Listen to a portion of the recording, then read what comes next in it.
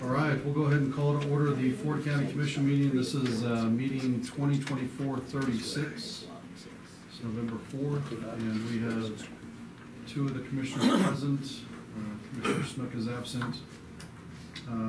If you would, I'll open up with a prayer followed by a pledge of allegiance.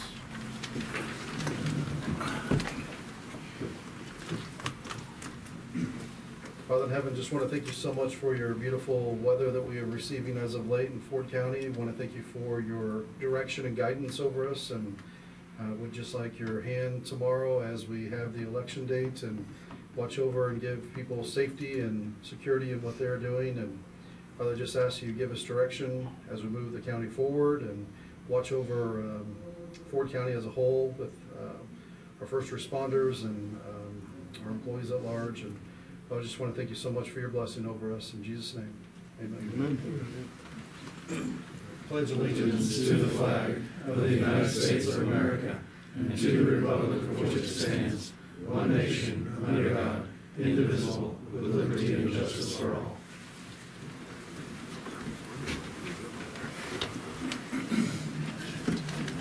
Okay, first up is the consent agenda.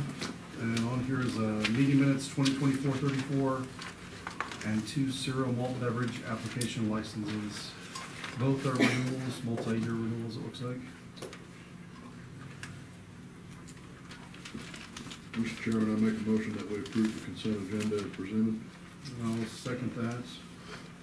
I'll go ahead and call a vote. All those in favor? Aye.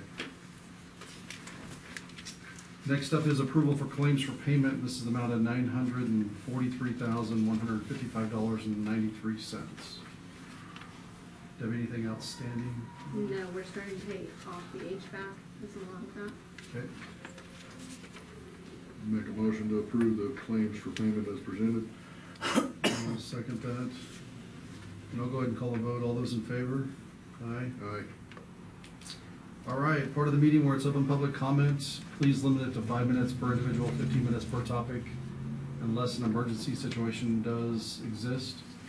Feel free to come on up to the microphone and let us know what you'd like to discuss.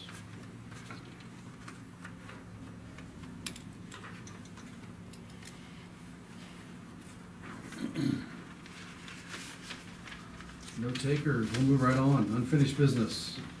First up is the local emergency planning committee. We have the 2024 bylaws. So on this, it says Commissioner Tassett moved to table this until a member of the local emergency planning committee will be presented. Welcome. Hi. Need to present our Constitution and bylaws to you gentlemen. We can get a copy of it. Okay. The only change we've made over the last several years was the mailing address. We're Okay. going to be mailing it to the EOC now. We're Okay. getting duplicates at our building, and some things were still being mailed there. We just thought it'd be easier to pass along to everybody and have it all sent there. Okay. Need a signature from you, sir?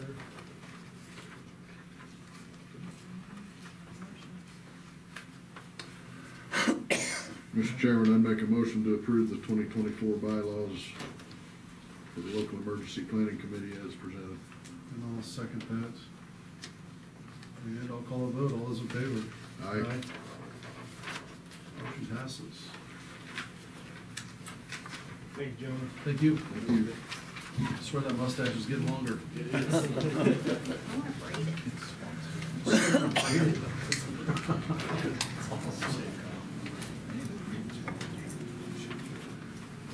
Okay, we are moving on to the county administrator's report. This might be the quickest meeting ever. Shouldn't have said it. Shouldn't have said it. Now we're gonna start something. First item on the admin report is for the Ford County engineer, John Hollywell. See how short he can keep. I think I've been given a directive.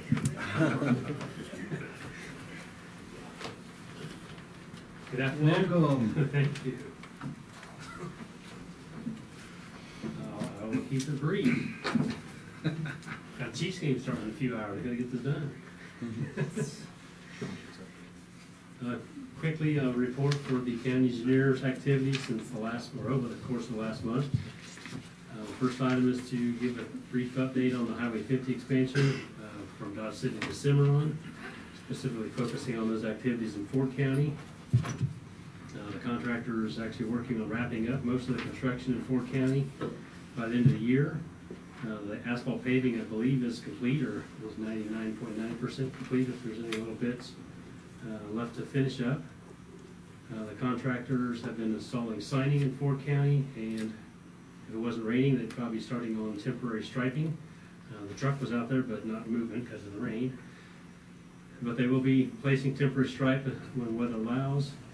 They indicated their plan is to stripe a 4-lane road from Dodge City to about 106 Road, or just west of the overpass bridge for the southwest bypass. And that's where it will neck down to 2 lanes again until the entire 4-lane segment is completed to Cimarron. So sometime next summer, you should be able to see 4 lanes open up and be able to travel next summer. Okay. Nothing new to report on the Hillmar Cheese Plant roadway improvements. As I indicated, all the work really is done there except for the final seeding, placement of grass seed, which will begin to occur, or be available to occur starting in mid-November. So anticipating this month or in December, contractors will come in and place the final grass seed and finish that project. We had been reporting on the passing lanes that were going on under construction east of Dodge City. Those are now substantially complete and open to traffic. So I'm going to take those off my list as they are open and ready for use, or available for use. I have nothing new to report as far as the Pioneer Creek Wind Farm development or Boot Hill Solar or Grain Belt Express Power Line for county activities. The off-system Bridge 101, that was awarded local bridge improvement funds from KDOT. We'll be working on, and I need to update my notes actually. So KDOT had originally said that it was off-system 50, and they came back and corrected that they awarded funds to off-system 101 bridge, that their letter had a mistake in it.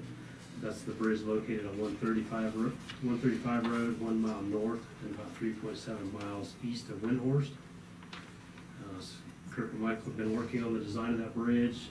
It's about 90% complete, so we'll finalize design. We still need to obtain the Corps of Engineers permit. Basically, they were questioning if the structure, which is a little bit unique.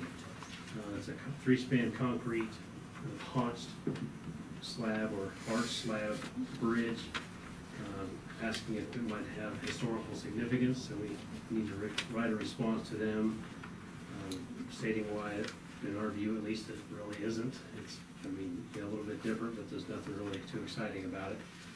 And look to have that bridge removed as part of the replacement project. Once KDOT sends the county the funding agreement, probably will be after the first of the year, January or February, and ensure that all the terms of the agreement are acceptable to the county. We will be looking to finalize the plans and specifications and put that project out to bid sometime early next year.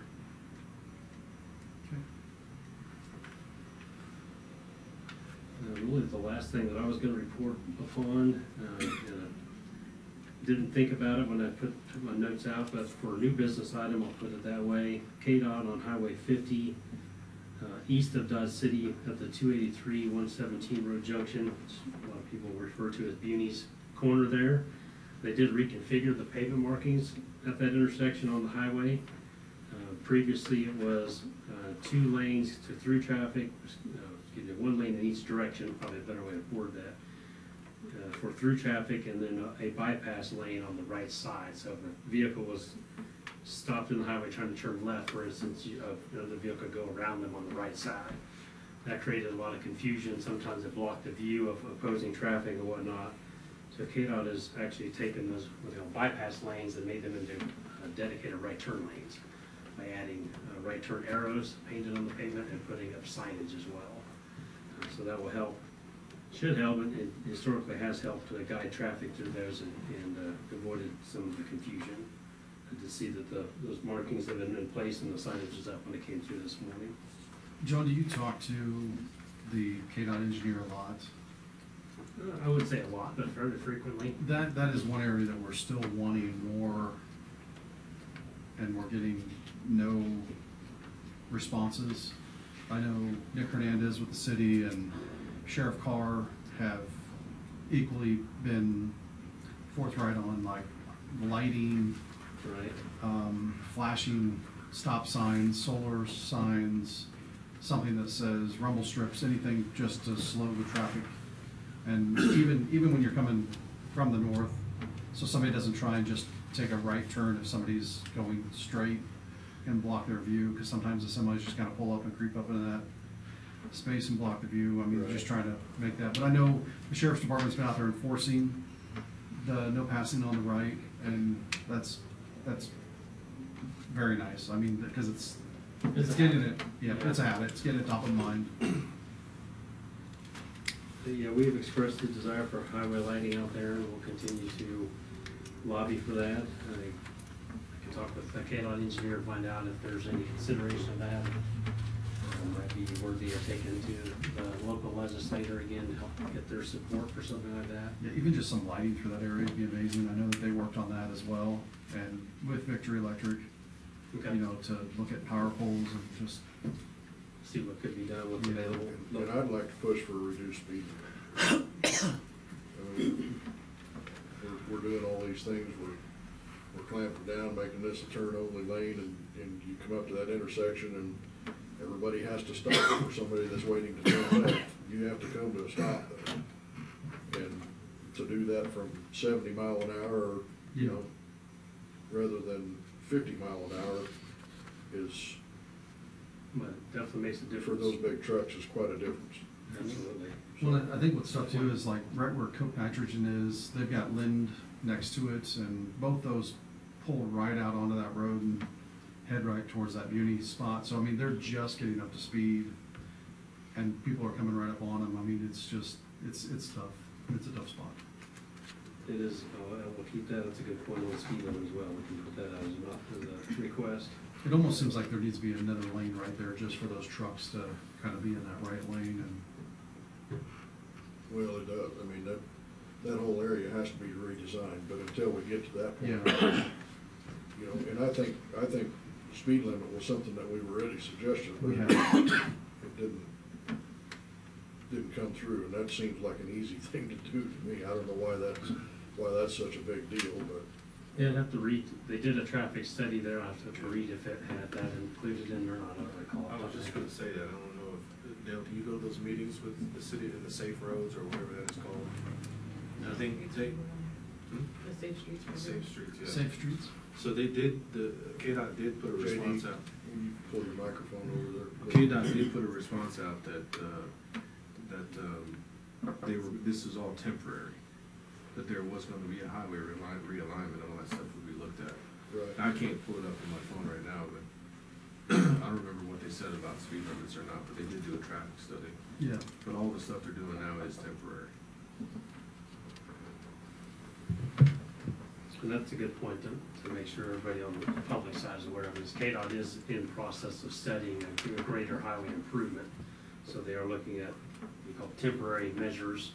The lighting might be one that's not terribly expensive that could be implemented. Speed limit certainly isn't easy, it's signage. Things that they could do in the meantime. 'Cause I mean, to be honest with, they're just studying things right now for this highway realignment. Then they have to design it, which Right. between NEPA, the environmental process and the design and right of way, that's at least 5 years. And then a couple of years of construction, so you're probably a decade out before you'd actually see the finished product of this new Yeah. highway And alignment. that's a long time. That is a long time.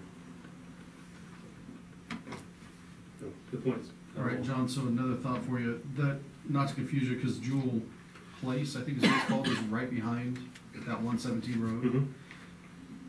Jump all the way over to 102 and Jewel Road. That is one area that, you know, the heavy haul trucks just from Cimarron, silage stopping, they'll come in and take the highway and then just turn right on there. Even with this light moisture we have today, that road's gonna be chewed up again. So it's one of those that I think that at some point we were looking to see if KDOT had any extra materials left as they start wrapping up in Ford County that we might use for that road, because it's a very short jaunt to get from basically right there to where they do the silage chopping, to see if there's some way we can maybe utilize that material, or maybe KDOT could help us with that road as well by just doing it at the same time, because it's right there. But I mean, that's basically getting ripped up. I know we got our road and bridge director back here, but I mean, that's the phone calls we always get, is that one little area, just because they'll take 20 to 30 trucks right down that road every morning, every afternoon, and it just gets trashed fast. That's also something we've talked about in trying to enter into a partnership with Gray County Right. on the maintenance of that road, because it's generally their traffic. It is their traffic. Yeah. Yeah. So when you mentioned the materials from the highway, you're thinking, see, more of a stabilizer, incorporated into the solar, not necessarily. I don't know what they have Solid. left, but if they've got anything that kind of can build up a base that heavy trucks can roll on, I mean, even if it's just some more material base down. I mean, I think we're open about anything at this point. I mean, it's a lot for us to invest in that small little area. Sure. But, I mean, they're literally just driving right in there, silage chopping, hauling right back out, and they're going right down to the dairies. I can't remember what that's called now. Used to be Forget Me Not, now it's Rathborn or something like that. Dairy, just got bought out, but anyway. They're doing more and more silage chopping just for that, so. Okay, something we can look into, road materials like from the old road bed that's removed, those typically are just given to the contractor. Yeah. KDOT doesn't really possess those, but they're usually looking to get rid of them as Right. cost effectively as possible if they can't use them themselves. So maybe some of the old concrete, if it's gonna be crushed, Yep. could be incorporated in to stabilize. Yeah. The gravel, sand road bed that's there, doesn't Yeah. rut out as bad, something Yeah. like that. And it's obviously right there close by, it's Right. aside from the project. I thought it'd be smart just to revisit that, because we Okay. talked about it before the project started. And, Yeah, they're getting close to wrapping up, I mean, I know. less than a year away, hopefully. Yeah. Fingers crossed. So, and on that, they're not gonna do any more asphalt from this point on, is that correct? In Because the Ford- weather change? Right, well, in Ford County, if it warms up again, they will concentrate on paving in Bray County, Okay, if possible. okay, But they're done in Ford County with That's what I asphalt paving. okay. All right. I think that's all I had to report. Any questions or comments, you have to address those. I appreciate it. All right, thank you guys, have a good afternoon. Yeah, thank you. Thank you, I'll be here for the rest of the meeting. Okay. When are you back after? December, first Monday, December 3rd, I think it was. Okay. Happy Thanksgiving. December 2nd. Yeah, thanks, happy Thanksgiving, you too. I'll eat too much as always. Next two items are for Communications Director Elliot Mink. And he's been challenged to be brief. I appreciate that. Accepted the challenge and tried to be as verbose as possible. So the first item I've got is for Rave Mobile Safety. This is a replacement of our code red system that we typically run into renewing early in the year. We needed something that's a bit more integrated with our existing CAD system. There's also some safety and security things that go along with this that are pushed out into the county that aren't open session items. However, this also encompasses and puts everybody on the same system for all the counties that we provide service for. There is some reimbursement that occurs there based off their population.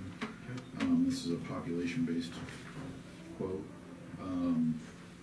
So there is a Rave panic button license down on the bottom line there. That ends up, that's actually going to be an administrative cost, not a communications cost. But it's all rolled into one thing. Pulling from normal budget reimbursement and existing budget, we should work on this item. Great. I'd make a motion that we approve the 5-year Rave Mobile Safety software agreement. Have a second. All right, with a motion second, any further discussion? Hearing none, I'll call a vote. All those in favor? Aye. Aye. The next item I've got for you is actually a software update that we need to go through. And unfortunately, I did not get the last page in there, which includes the cost of that upgrade.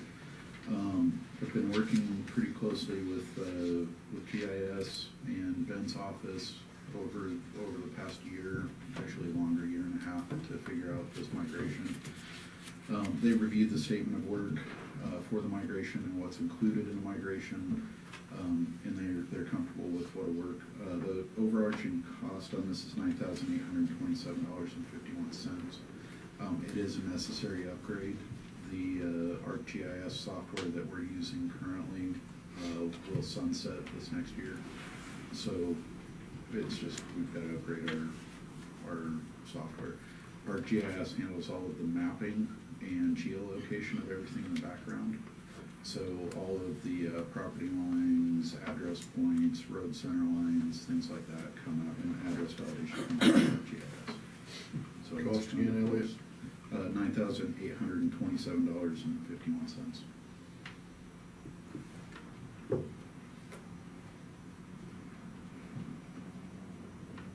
Mr. Chairman, I make a motion to approve the agreement between Ford County and Motorola as presented for $9,827.51. I'll second that. With a motion second, I'll call a vote. All those in favor? Aye.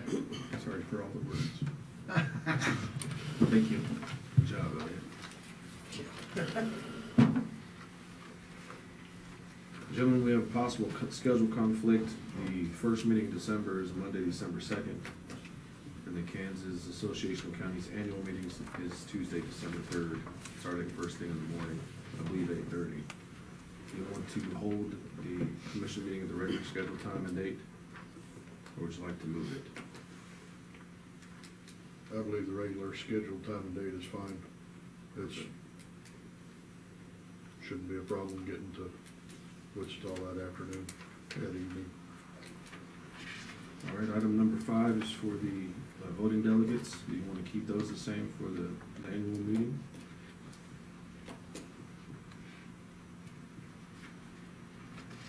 I would make a motion that we leave those the same as they are now.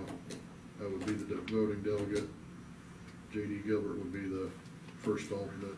Brenda Pogue would be the second alternate. I'll second that. With the motion second, any further discussion? Hearing none, I'll call a vote. All those in favor? Aye. The upcoming meetings, Debbie, do you want to talk about the first 2 items? Tomorrow is election day. Go to your polling place, 7 to 7. Canvass of the election will be November 13th at 8:30 p.m. or a.m. And We're about to have all kinds of conflicts. Yeah. just to give an update on how that is going with all the election early, We have been over the in-office voting from 2020. We had about 3,786, I believe, as of Wow. noon today. And that does not include mail ballots. That's just in person. So that's about 700 today then, right? About. No. Well, no, we had probably about almost 300 today. Oh. Because we were already over 3,000 yesterday. We had 200 and some Saturday. Tuesday, the first day that we voted until 7, we had over 400. So we've been way up there every day. And what'd you say 2020 looked like? I think we had just a little over 3,000 in office for 2020. So, Total. yeah. impressive.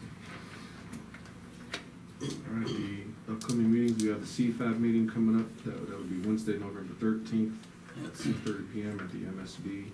That's the new city offices. No. I gave you the date. I thought that was the same thing. City Hall. Okay, they moved it to the old city hall, that's right, March 2nd. Thank you, Amy. And the joint commission meeting will be November 18th, that's a Monday at 5:30 PM, also at the old city hall. And we have the Kansas Association of Counties Annual Conference, that'll be December 3rd through the 5th in Wichita at the Hyatt Regency. That's also the Kirkham Michael Client Appreciation Dinner, that would be Tuesday, December 3rd at 6:30 PM, which is always great. I think the menu has changed this year. Amy and I were talking about that earlier, or late last week. It's gotten better. If there's no brisket, it hasn't gotten better. I'll slip in my pocket for you. And the KCM meeting was also being held at the same time. That will be actually in Olathe. So those two will not be held in the same cities this year. So that's December 4th through the 6th in Olathe. That's all I have for that report, Mr. Chairman. And you said you had a CFAB joint meeting? This The is joint where- commission meeting will be November 18th. Okay. I assume that's an evening meeting? Yes, Okay. We'll get it. 5:30. Okay. Earlier, Yeah. all right. I think that's everything, right? I'll make a motion to adjourn, Second. and I'll call a vote, all those in favor? Aye. Thank you all.